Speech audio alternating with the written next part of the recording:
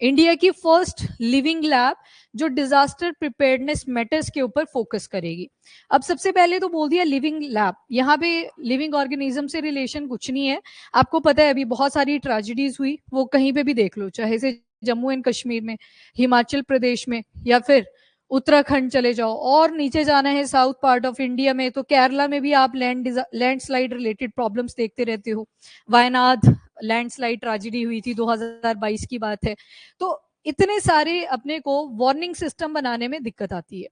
ठीक है, हम क्या करते हैं, जब भी वार्निंग सिस्टम बनता है किसी एक ऑर्गेनाइजेशन ने बना दिया, अब इंडिया के अंदर तो मल्टीपल ऑर्गेनाइजेशन है, मान लो 25-30 ऑर्गेनाइजेशन ने बना लिया, पर कई बार वो जगह के हिसाब से स्पेसिफिक नहीं हो पाता।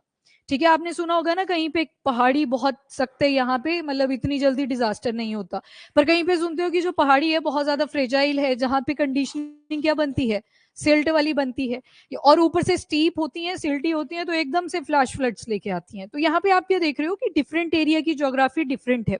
हमारे इंडिया में देखोगे तो बिल्कुल इस पार्ट से चलोगे ऊपर वाले एरिया में तो आ जाएंगी हिमालयन रेंजेस, यहाँ की जो टोपोग्राफी है वो पूरी डिफरेंट हो जाती है। देन आप शिवालिक्स जैसे ही पहुंचते हो नीचे वाले एरिया में आपको प्लेन्स मिलेंगे, दोबारा से आप नॉर्थ ईस्ट जाओगे, दोबारा से आपको हाईली माउंटेनियस एरिया प्लस बहुत घने जंगल यहाँ पे आपको मिलेंगे। जैसे कंपेयर करा जाता है जम्मू कश्मीर एंड ये अरुणाचल प्रदेश वगैरह जो हो गए, मेघालय है, असम है, इनकी जो माउंटेनियस एरियाज हैं, कि जब दोनों एरिया में गोली चलेगी यहाँ पे आपको डायरेक्शन पता लग जाती है कि कौन सी डायरेक्शन से गोली लगी थी। इन एरियाज में इतने ज्यादा घने जंगल है, ये भी पता नहीं चलता कि डायरेक्शन क्या थी उस गोली लगने की। ठीक है, और नीचे की तरफ जाओगे दोबारा से, यहाँ पे आपके वेस्टर्न घाट्स हैं, इस तरफ ईस्टर्न घाट्स हैं, ये काफी कॉन्टिन्यूअस आपको मिलेंगे, तो इसके लिए सिस्टम अलग रिक्वायरमेंट होगी। देन दूसरी तरफ ईस्टर्न घाट है, ये आपको डिसकॉन्टिन्यूअस मिलेंगे, मतलब यहाँ पे एक पहाड़ी है, फिर थोड़ा गैप आएगा, फिर दोबारा से एक पहाड़ी आएगी। तभी तो ज्यादातर रिवर जो यहाँ पे मिलेंगी वो आपको ईस्टर्न फ्लोइंग रिवर्स मिलती हैं, जो बे ऑफ बंगाल में जाके ड्रेन आउट हो जाती हैं, ड्रेनेज सिस्टम जिसको बोलते हैं। पहले तो हमने देख लिया टोपोग्राफी डिफरेंट है थ्रू आउट कंट्री, वैसे थ्रू आउट वर्ल्ड आपको डिफरेंट टोपोग्राफी मिलेगी, डिफरेंट क्लाइमेटिक कंडीशंस मिलेंगी। दूसरा जो फैक्टर आएगा इसमें वो है क्लाइमेट चेंज, है ना, क्लाइमेट चेंज कर रहा है, इससे भी बहुत सारे डिजास्टर्स प्रोवोक हो रहे हैं। अब ऐसे तो था नहीं कि लैंडस्लाइड पहली बार हो रही है, पूरी की पूरी पहाड़ी दबी और सारी की सारी कम्युनिटी को ही दबा के लेगी, आज की पहली बात नहीं है। बस ये है कि सोशल मीडिया ज्यादा आ गया है, ड्रोन्स यूज हो रहे हैं, GPS system, GIS system use हो रहे हैं, जिससे हमें ज्यादा डिटेल इंफॉर्मेशन पता लग जाती है।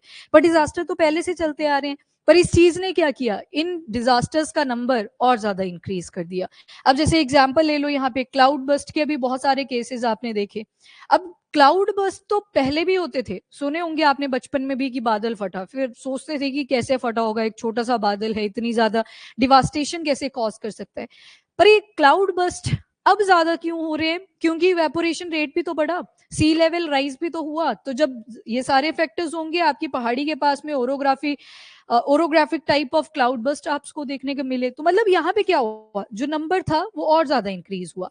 फिर आता है कॉन्सेप्ट आपका लिविंग लैब का। लिविंग लैब का मतलब है कि रियल टाइम, मतलब एक्चुअल में जो प्रॉब्लम्स आ रही हैं, सारे डिजास्टर आप यहाँ पे कंसीडर कर सकते हो, वो लैंडस्लाइड हो सकते हैं, फ्लैश फ्लड्स बोल दो, क्लाउड बस्ट बोल दो, हर टाइप का यहाँ पे डिजास्टर इंक्लूडेड है, साइक्लोन बोल लो अगर कोस्टल एरियाज में जाओगे। तो जो रियल टाइम डिजास्टर्स है ना, हमने हो जाना है अब location specific, hyper localisation word उसके लिए यूज करा गया है, हाइपर लोकलाइजेशन।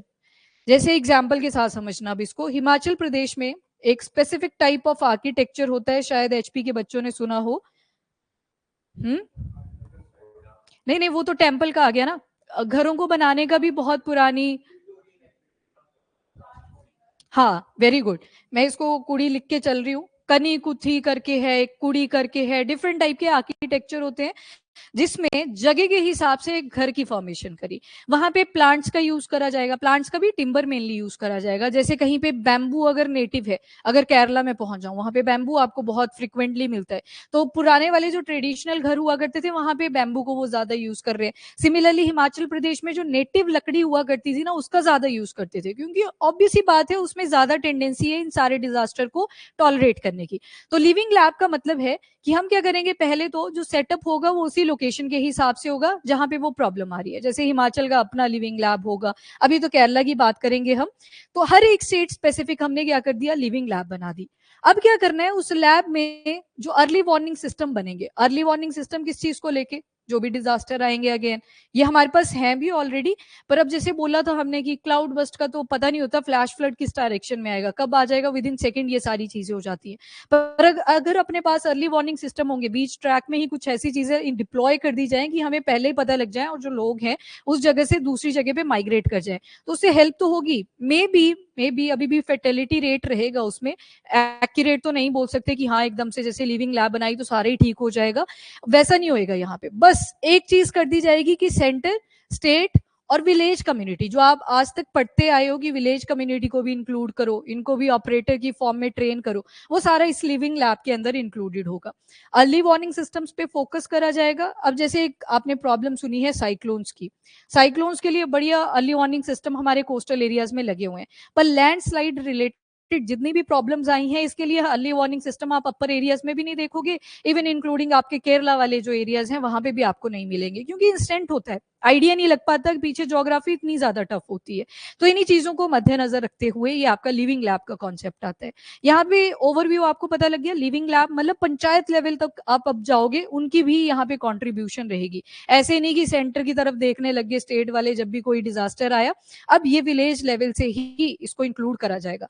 जगह के हिसाब से अगर घर बनाए जाएं, जैसे एक बार क्लाउड बस्ट वाले टॉपिक में भी डिस्कस करा था कि घर अगर ट्रेडिशनल मेथड से बनाए जाएं तो मे भी उतनी ज्यादा ट्रेजेडी नहीं देखने को मिलेगी, क्योंकि जब आप सीमेंटेड फॉर्म ऑफ हाउसेस बनाते हो तो उसके लिए आपको पहाड़ी भी प्रॉपर्ली कट करनी पड़ती है ताकि प्लेन एरिया बन सके, फिर जाके आपका घर रेडी होता है। पर जो पुराने मेथड हुआ करते थे, ट्रेडिशनल मेथड होते थे, वो ज्यादा रेजिलियंट हुआ करते थे। तो मतलब हम कहाँ पे फोकस करेंगे अब, क्लाइमेट रेजिलियंस की तरफ।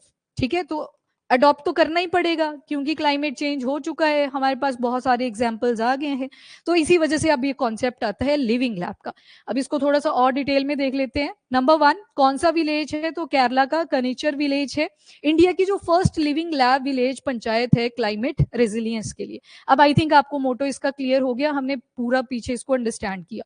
लोकेशन क्या है, तो केरला के कन्नूर से 60 किलोमीटर की दूरी पे है। और ये जो लिविंग लैब अप्रोच है केरला ने क्यों इंप्लीमेंट करी, तो जो वायनाड लैंडस्लाइड्स हुए थे यहाँ पे जिनका पता ही नहीं चला था और बहुत से लोगों की डेथ हो जाती है क्योंकि मलबे के नीचे आ जाते हैं, तो ऑब्वियस सी बात होती है फर्टिलिटी रेट और ज्यादा इंक्रीज करेगा। और 36 हेक्टेयर तक का जो फार्म लैंड है जिसपे कल्टीवेशन वगैरह करी जाती थी वो पूरा डिस्ट्रक्ट कर जाता है। इसी इंसिडेंट से इंस्पायर होके जो लिविंग लैब का कॉन्सेप्ट है वो केरला ने भी पिक करा।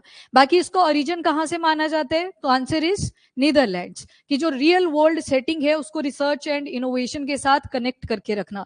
अब जहां पे ये लिविंग लैब बनेगी वहां पे लोकल प्रॉब्लम्स भी देखी जाएंगी कि क्या क्या डिजास्टर यहाँ पे फ्रिक्वेंट होते रहते हैं, तो फिर टेम्परेरी ऐसी सिचुएशंस भी बनाई जाएंगी ताकि जो भी इन्होंने इनोवेट करा होगा जैसे अर्ली वार्निंग सिस्टम है वो कैसे रिस्पॉन्स करेगी फ्रिक्वेंट तरीके से।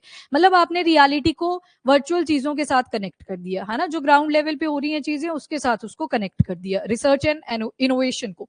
और कौन कौन इसमें इन्वॉल्व होगा, तो मल्टी स्टेक होल्डर्स है, ऐसा भी नहीं है अब कि सिर्फ गवर्नमेंट की बॉडीज होंगी, वो तो है ही, एक्सपर्ट्स आएंगे, एक्सपर्ट मतलब जो कॉलेज वगैरह में प्रोफेसर होते हैं अपनी फील्ड के अंदर काफी स्ट्रॉन्ग होल्ड बनाए रखते हैं, देन प्राइवेट प्लेयर्स भी यहाँ पे इंक्लूडेड होंगे, देन सिटीजन्स भी आएंगे। तो विलेज लेवल तक जाओगे जब, तो ऐसे तो होगा नहीं अकेला प्रधान ही काम कर रहा होगा, जो बाकी की कम्युनिटीज होंगी उनको भी आगे आना पड़ेगा, वर्किंग टुगेदर, ताकि जो उस जगह की स्पेसिफिक क्लाइमेट प्रॉब्लम्स हैं उन स्पेसिफिक क्लाइमेट सॉल्यूशंस को बनाया जा सके। मतलब सारे यहाँ पे कोलैबोरेट करेंगे, पैसा ठीक ठाक लगेगा इसको बनाने में, ऑब्वियस सी बात है, आप फ्रेमवर्किंग ही देख लो इसकी कितनी ज्यादा टफ है, मतलब डिमांडिंग है, फंड्स डिमांडिंग है। नेक्स्ट इंप्लीमेंटेशन और ऑब्जेक्टिव्स क्या क्या हैं, तो अब केरला की बात हुई है तो आप पढ़ते हो पहले national disaster management authority, NDM में पढ़ते थे, याद है ना ये सारा। फिर उसके बाद आप बोलते थे स्टेट डिजास्टर मैनेजमेंट अथॉरिटी, तो अभी केरला की स्टेट ने इसको इंप्लीमेंट करा है कनिचर विलेज में, तो यहाँ पे स्टेट की जगह पे लिख दिया केरला स्टेट डिजास्टर मैनेजमेंट। और इसके अलावा इन्होंने क्या टारगेट रखा है कि 4600 प्लस ऐसे हाउस होल्ड बनाएंगे जो कि रेजिलियंट होंगे टुवर्ड नेचुरल डिजास्टर। मतलब बैक टू बेसिक अप्रोच है, जगह के हिसाब से जहां पे डिजास्टर बहुत फ्रिक्वेंट है अब हाउस होल्ड्स पे फोकस करा गया। पहले कैसे रेजिलियंट बनते थे, जब लैंडस्लाइड्स आते थे लोग कैसे रेलोकेट कर जाते थे, तो मतलब बैक टू बेसिक वाला है, बैक टू वेदास बोलते हैं ना जैसे, वैसे ही बैक टू बेसिक, जो पुरानी चीजें थी वो दोबारा से रिवाइव होंगी यहाँ पे। और focus on hyper localisation local area specific ही अप्रोचेस यहाँ पे अडॉप्ट करेंगे, क्योंकि आप हिमाचल में चले जाना, टेरेन में बहुत ज्यादा चेंजेस आते हैं, बीच में प्लेन एरिया आएगा जिसको वैली भी बोल देते हो, फिर से माउंटेनियस एरिया आता है, तो हाइपर लोकलाइजेशन के इसके फोकस करा गया ताकि इमरजेंसी रिस्पॉन्सेस और ज्यादा एक्सपेडाइट कर सके। अब देखो यहाँ पे टेक्नोलॉजी का क्या यूज रहेगा, जैसे आज के टाइम पे व्हाट्सएप ग्रुप बन जाते हैं, तो हमारी जो पंचायत होंगी वार्ड लेवल पे क्या करेंगे कि ग्रुप्स बना लेंगे लोगों का, कभी भी ऐसी कोई सिचुएशन आती है तो फटाफट से वहां पे मैसेज ड्रॉप कर दिया जाएगा। अगेन इंस्टेंट नहीं रहेगा, फेटेलिटी देखने को मिल सकती है, पर मेन फोकस करा गया कि लोकल एरियाज पे हम ज्यादा स्पेसिफिक हो जाएं। बोल रहे हो कुछ नहीं? कम्युनिटी इन्वॉल्वमेंट, ये देख लो जी, हाउस होल्ड्स को वेदर डेटा रिसीव हो जाया करेगा कि कितना रेनफॉल हो सकता है। जैसे आपने कैटेगरीज सुनी होंगी, रेड कलर होता है, ऑरेंज अलर्ट होता है, येलो अलर्ट होता है, वो रिप्रेजेंट करता है डिजास्टर कितना ज्यादा हो सकता है। तो rainfall related, wind related, temperature related. Temperature की बात क्यों करी? लो टेम्परेचर तो चलो यहाँ पे बहुत सारे लोग अब इन्वॉल्व हो चुके हैं कि कैसे हमको सर्वाइव करना है इस एरिया में।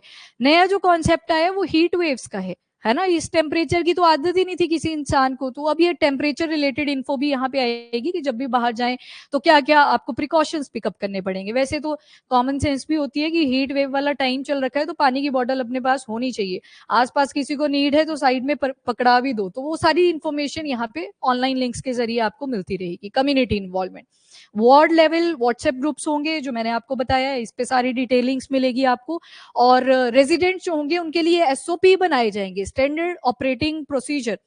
रेनफॉल का डेटा आ गया, जहां पे रेड अलर्ट होगा फ्लैश फ्लड्स के चांसेस काफी ज्यादा बने रहेंगे, तो लोकल जो पीपल है उनको मतलब यहाँ पे एक गाइडलाइन प्रोवाइड कर दी कि जब ये वाला अलर्ट आपको मिल जाएगा ना अपने ग्रुप्स पे, फिर आपको इवैक्यूएशन करनी पड़ेगी। अब रेड अलर्ट आ गया, कॉन्टिन्यूस तरीके से चल रहा है, फ्लैश फ्लड के चांसेस रहेंगे जितने भी आपके माउंटेनियस और स्टीप एरियाज ज्यादा होंगे।